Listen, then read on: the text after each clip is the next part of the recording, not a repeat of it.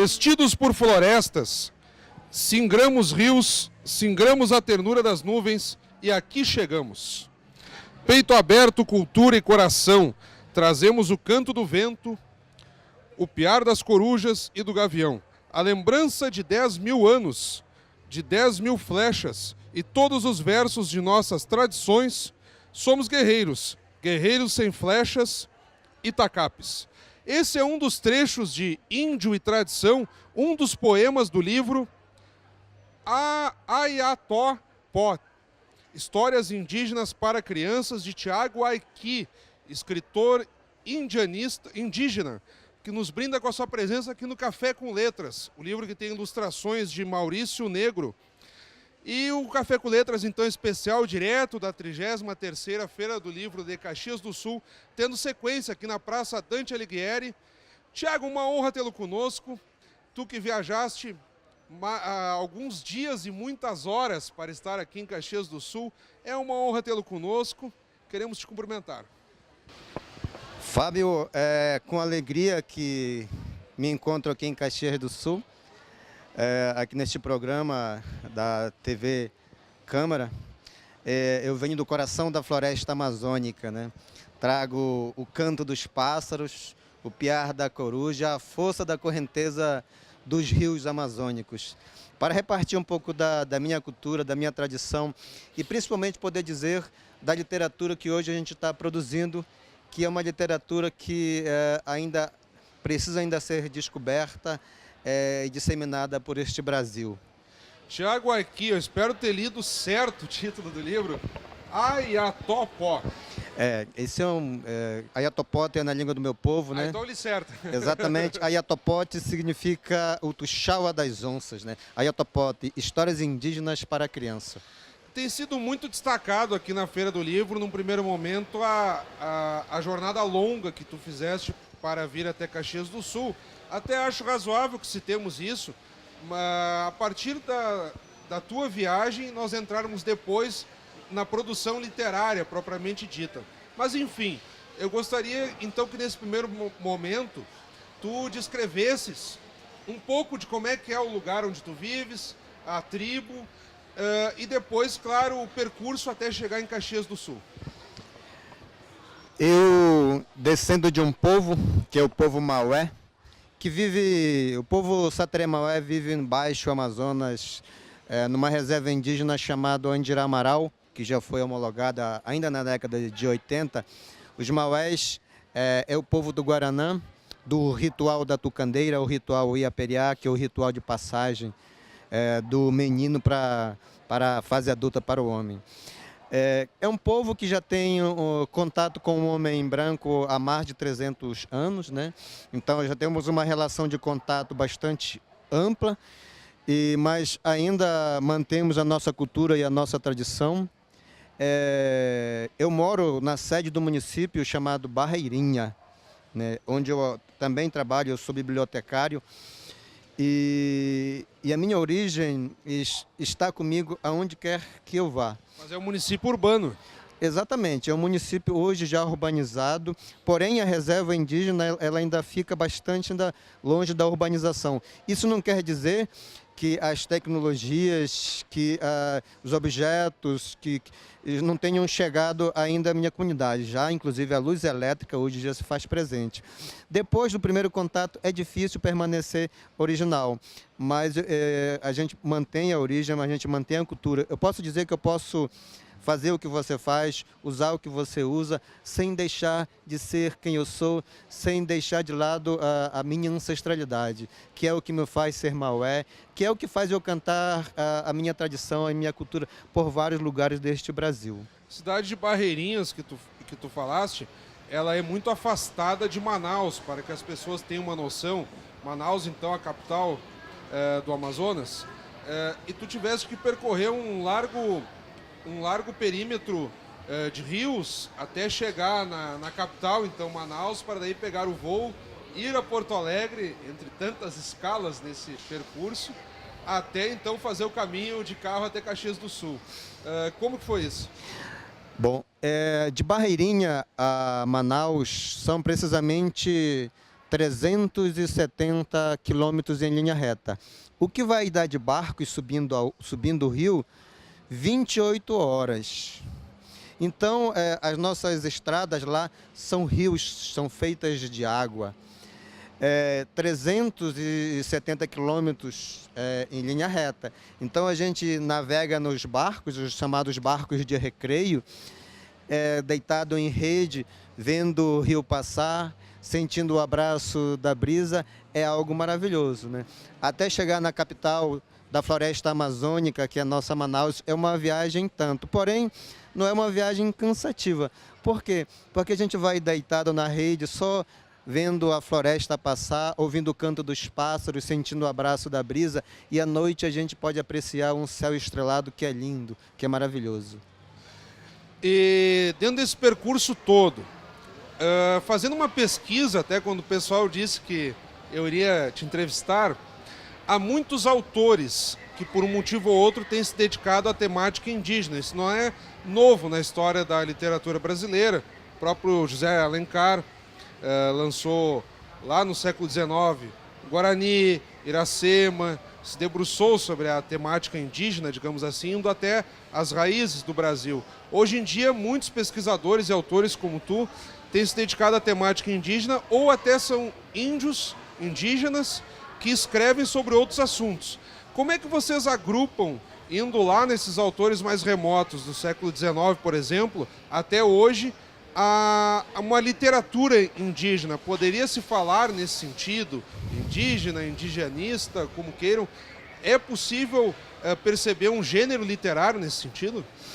Nós podemos perceber um gênero literário olhando da perspectiva de que quem hoje escreve são os indígenas, que nasceram na comunidade, que nasceram dentro da tradição, que carregam em si a ancestralidade.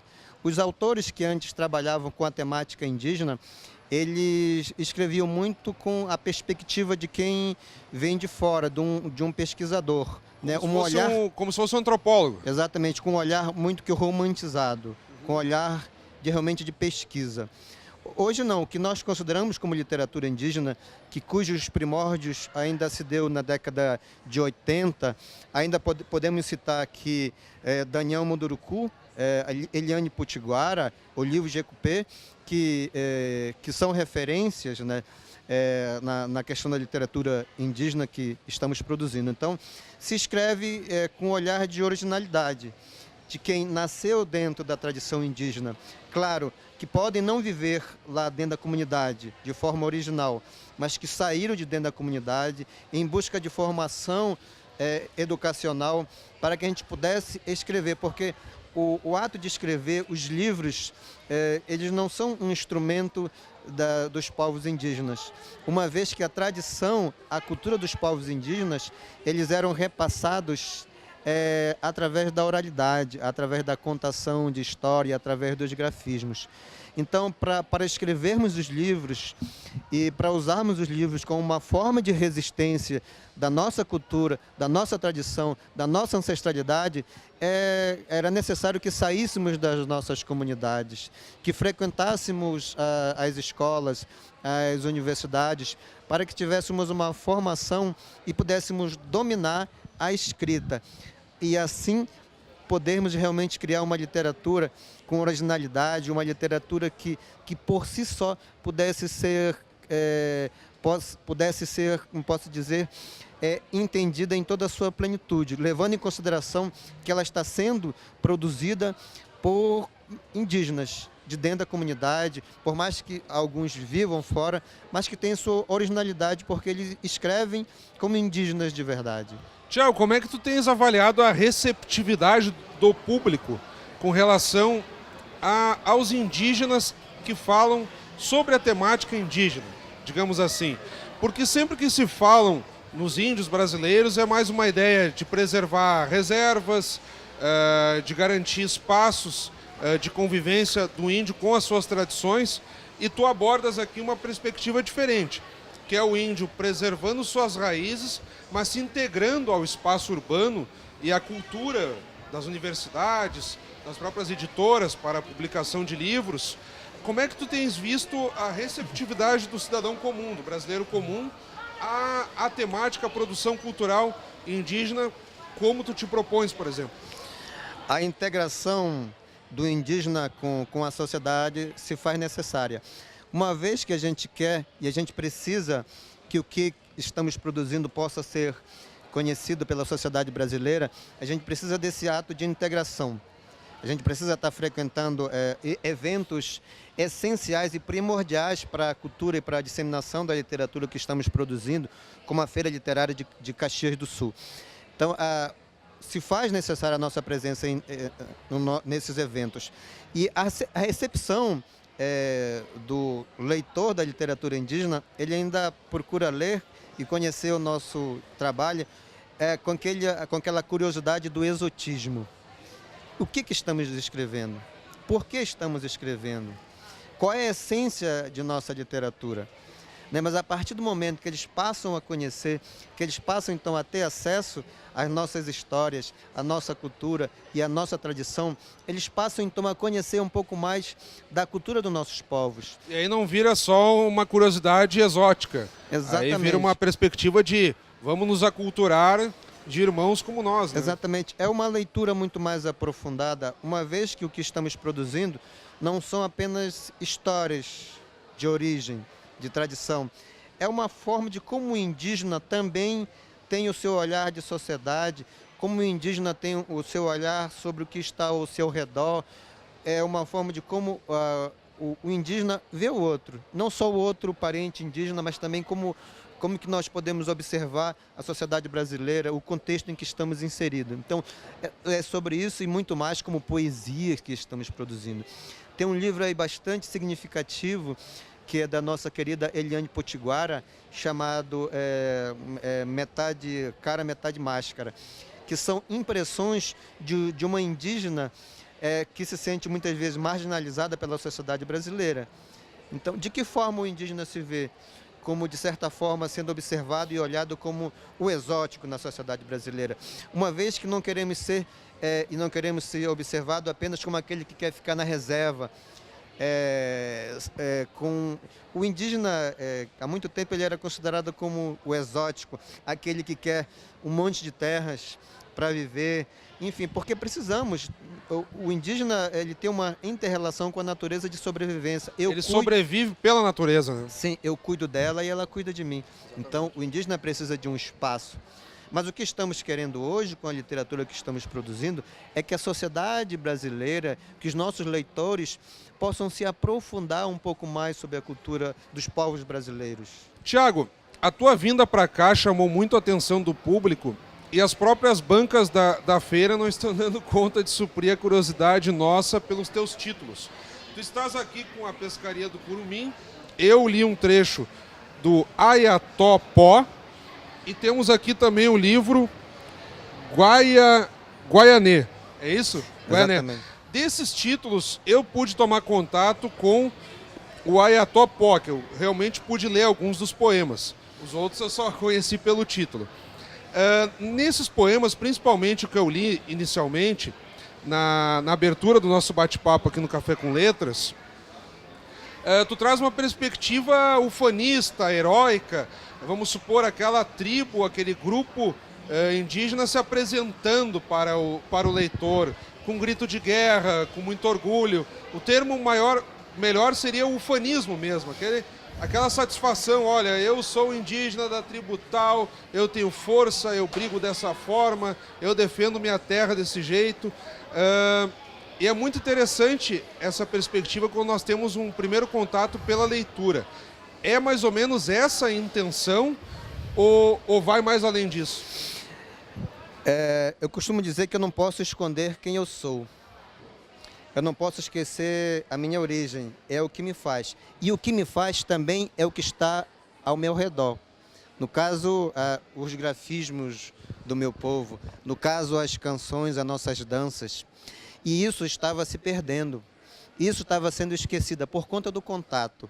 Então, quando escrevemos, quando nos tornamos ufanista, é também uma forma de dizer, olha, eu estou aqui, a minha cultura é isso. Eu amo, eu tenho orgulho de ser um Maué. Porque se eu não tiver orgulho de ser quem eu sou, eu vou querer esquecer, eu vou querer deixar de lado. Como consequência, com o tempo isso vai sendo esquecido, isso vai sendo enterrado na fogueira do esquecimento. E quando eu escrevo, quando eu produzo, quando eu canto a minha cultura, a minha tradição através dos poemas, através de minhas palavras, através de nossas histórias, é uma forma de resistência, é uma forma de permanência das nossas origens, é uma forma de permanência de nossas histórias, porque nossas histórias é uma forma de transmissão de conhecimento, é uma forma de dizer quem nós somos, é uma forma de permanecermos como maués, de permanecermos como indígenas, de permanecermos como cidadãos brasileiros, que não somos melhores nem piores, mas temos a nossa tradição, temos a nossa cultura, e é isso que queremos preservar, e é isso que queremos fazer com que as futuras gerações de maués e não maués possam conhecer.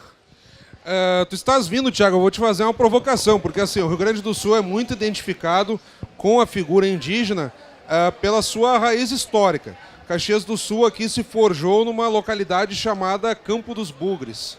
Lá em meados do século XVIII, século XIX, tem até acervos arqueológicos de caingangues. Então há uma tradição remota de Caxias do Sul voltada a tribos indígenas. O próprio Rio Grande do Sul, as missões jesuíticas com a convivência dos padres missionários jesuítas com índios tupi-guaranis, a própria lenda, a própria saga do herói Sepete Araju. Então, há uma tradição indígena muito forte no Rio Grande do Sul. O que tu tens de conhecimento dessa identificação gaúcha do Rio Grande do Sul com a figura indígena? Eu vejo, de certa forma, um sentido de resistência muito pelos tupis-guaranis, né? O meu povo, no caso, né, já é um povo mais lá do centro, realmente, do Brasil, lá para a região do Amazonas, né? Distante daqui, né? Podemos observar que o Brasil ele é um caleidoscópio cultural de a própria configuração indígena, de né? povos indígenas. É muito né? variada, né? Então, nós não tivemos um contato muito pleno, muito amplo e significativo com os tupis-guaranis, né? Mas a luta deles de resistência, a luta deles de permanência de sua cultura, de sua tradição, ela se irmana com a nossa, né? Fazemos parte desse, como antes costumávamos dizer, desses Brasis, né? Não é só um Brasil, levando em consideração a diversidade cultural e também a diversidade de povos, né? Nós, segundo o último censo, somos mais de 200 povos indígenas falando mais de 100 idiomas diferentes, né? E cada povo tem o seu olhar de originalidade, tem a sua forma de alimentação, tem a sua forma de contar, de cantar, pintura, indumentária. Exatamente, né? Enfim, mas nós irmanamos com os tupis-guarani, porque a luta de resistência, a luta de fixação de território, elas são iguais. Logicamente que nós vivemos em regiões diferentes, é logicamente que o vestuário é diferente, que o olhar da natureza é diferente, o olhar do outro, um ao outro é diferente, mas a nossa luta de resistência, a nossa luta de preservação da nossa memória, da ancestralidade, ela se irmana uma vez que nós viemos dessa origem, que é a origem indígena, uma origem de essência de natureza, de chão, de floresta, de rio, de canção ancestral. Tiago, quando nós estamos no estúdio, lá na Câmara de Vereadores, da TV Câmara, nós fazemos o espaço que são as dicas do autor. E nós vamos repetir aqui na Praça Dante Alighieri também. Roda a vinheta aí.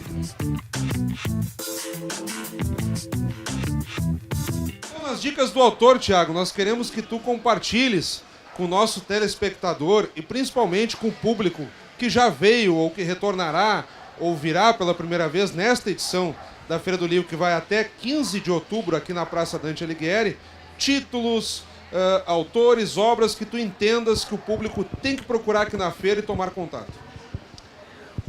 Fábio, uma vez que estamos falando de literatura indígena, e uma vez que eu procuro disseminar os nomes e os livros dos meus parentes, de diferentes povos indígenas pelo esse Brasil, eu quero aqui fazer a indicação de autores indígenas. Eu não poderia deixar aqui de indicar um livro chamado Meu Avô Apolinário e Vozes Ancestrais, do meu querido parente Daniel Munduruku. Meu Avô Apolinário é um livro maravilhoso, é uma viagem pelo rio da memória de Daniel Munduruku. E Vozes Ancestrais, ele se irmana na singularidade da ancestralidade. É um livro de reflexão do olhar indígena sobre a sociedade, do olhar indígena sobre o que está ao seu redor, que é ancestralidade, que é tradição, que é cultura, que é pintura. Uma outra autora que eu gostaria de indicar é minha querida Eliane Potiguara, Fábio, com um livro que eu acabei de citar agora há pouco. Citaste há pouco, verdade? Metade Cara, Metade Máscara.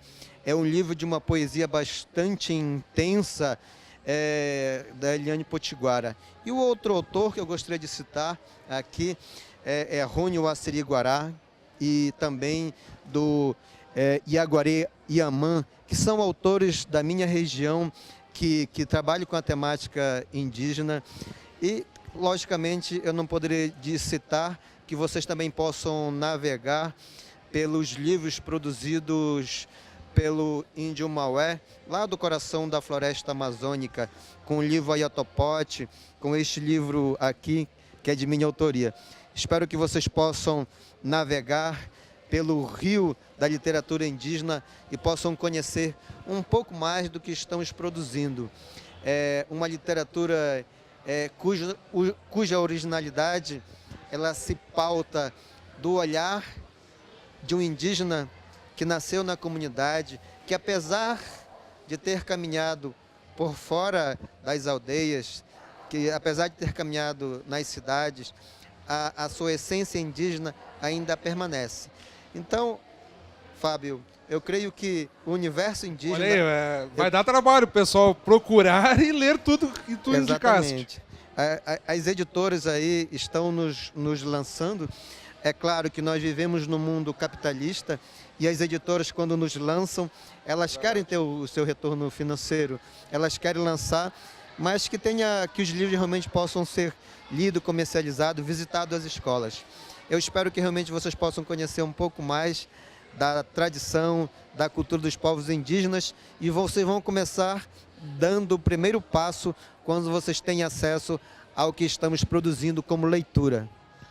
Tiago, eu queria aprofundar um dos pontos que tu tocaste no decorrer do nosso bate-papo, que é a questão da perspectiva indígena, vista por estudiosos, pesquisadores, de fora para dentro, e a perspectiva com a qual tu trabalhas, que é o indígena por ele mesmo fazendo sua autocrítica, reflexão, ou que seja uma ode ufanista à sua própria cultura.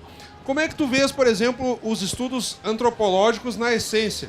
Que sempre a antropologia se forjou muito por estudos com figuras primordiais, como tribos indígenas, depois ampliando para outras tipologias de etnias, de cidadãos, enfim. Por exemplo, tem o Claude Lévi-Strauss, que é um antropólogo paradigmático, mas que muitos já criticaram por alguns estereótipos que eram colocados do indígena até como uma figura depreciada em relação a outros povos. Fazendo essa reflexão dos pesquisadores, principalmente da antropologia, e com aquilo que tu te propões, tanto tu quanto teus colegas, parentes, descendentes de etnia, como é que tu tens visto essa dualidade e o que nós podemos amadurecer nesse sentido de perspectiva do que de fato é o indígena e o seu povo em si? Nós não podemos aqui esquecer da importância dos antropólogos para o estudo e o entendimento das nações indígenas. Mas muito desses antropólogos, do olhar pesquisador, criou certas imagens estereotipadas, né? Que foi disseminada pelas escolas. E essa imagem estereotipada que a gente está com a intenção que nós queremos mudar. E nós sabemos que para desmistificar a imagem criada acerca dos povos indígenas, nós precisamos escrever algo realmente que possa mudar esse olhar. Uma vez que o indígena era muito visto como um ser exótico, um ser diferente, e que por isso ele precisava ser estudado, e que por isso ele precisava ser apresentado para a sociedade, e que por isso o antropólogo, um estudioso, precisava ficar 3, 4, 5 anos e um pouco mais dentro das comunidades, conhecendo as nossas tradições. Claro, porque vem aquela ideia primitiva não do ponto de vista cognitivo ou de costumes, mas pelo fato do contato com a natureza, com a matriz primária, digamos assim, da vida em sociedade. E apesar do antropólogo, do pesquisador ficar anos e anos, ele nunca vai realmente ser um indígena. Por quê? Quando nós escrevemos com o olhar de quem está lá de dentro, com uma perspectiva de quem nasceu dentro da tradição, e quando eu digo dentro da tradição, é que também aprendeu a língua, é que também passou pelos rituais de seus povos. E quando eu digo povo e quando eu não digo tribo, é porque povo ele tem uma língua própria, ele tem uma tradição própria, ele tem uma cultura própria, né? E quando nós escrevemos, quando os indígenas, que apesar de muitos já viverem fora das comunidades tradicionais, apesar de muitos já viveram nas cidades, mas eles nunca vão perder a sua origem ancestral, porque eles, desde criança, aprenderam a ter uma relação mútua e íntima com a natureza. Ele aprendeu cantos ancestrais, ele aprendeu também a lidar com a alimentação, ele aprendeu também a lidar num convívio pleno com a natureza que está ao seu redor, porque isso faz parte da nossa cultura e da nossa tradição. Então, a perspectiva de quem escreve, como eu, como Daniel Munduruku, como Eliane Potiguara, é uma perspectiva de resistência do que nós somos, do que nos fez, né? Isso é essencial para que a sociedade possa conhecer. Os livros, como agora há pouco falou, não são instrumentos nossos, mas invenções dos povos indígenas. Os livros é da sociedade ocidental, mas nós podemos nos valer desse instrumento maravilhoso, encantador, para chegar nas crianças, para chegar nas bibliotecas, nas escolas, porque nos mostrando a diversidade dos povos indígenas, os alunos, as crianças vão conhecer quão maravilhoso e quão riquíssimo é o universo dos povos indígenas. Tiago, eu quero te agradecer imensamente, nós estamos na reta final do programa, digamos assim. Foi uma aula que tu nos deste aqui, não só com relação à perspectiva indígena, mas para que as pessoas valorizem aquilo que são e que enfatizem com muito orgulho o senso de pertencimento a um grupo, a um credo, a uma etnia. Enfim, tem que se orgulhar daquilo que se é e propagar isso é o que tu vens fazer de forma muito competente aqui em Caxias do Sul. Quero te agradecer imensamente. Nós procuramos dar uma ênfase maior ao livro, eu quero ver se eu pronuncio agora sem maiores dificuldades. Ayatopó, Histórias Indígenas para Crianças, com ilustrações do Maurício Negro, e outros títulos que podemos também tratar aqui da literatura literatura indígena, da qual tratamos aqui. Eu vou pedir então que de forma breve tu te despeças e te cumprimento novamente. Foi um privilégio poder conversar contigo e aprender nesta quase meia hora de bate-papo que estamos travando aqui na Praça Dante Alighieri. Fábio, eu quero deixar aqui o meu agradecimento ao convite da TV Câmara. Eu venho do coração da floresta amazônica e sou recebido com muito carinho, com muita atenção aqui na Feira Literária de Caxias do Sul. Eu quero muito agradecer aos organizadores do evento, que de forma respeitosa, que de forma carinhosa, puderam me trazer do outro lado deste nosso maravilhoso país, para que pudesse estar aqui e dizer um pouco mais da literatura que estamos produzindo, uma literatura de origem, uma literatura de pertencimento. Porque quando eu me pertenço, eu posso dizer quem eu sou, eu posso usar, Fábio, esse instrumento maravilhoso que é o livro, que é a poesia, que é o conto, que são as histórias dos nossos ancestrais. Recebam o meu abraço amazônico e que vocês possam navegar um pouco mais no rio da literatura indígena. Muito obrigado, Tiago. Acabamos de conversar então com Tiago Aiki, escritor indígena, agora eu acerto a terminologia, que nos brindou com a sua presença, trazendo uma nova perspectiva literária com a qual os caxienses já podem tomar contato. O Café com Letras especial Feira do Livro, 33ª edição, continua aqui na Praça Dante Alighieri. Voltamos com outros entrevistados. Continue conosco.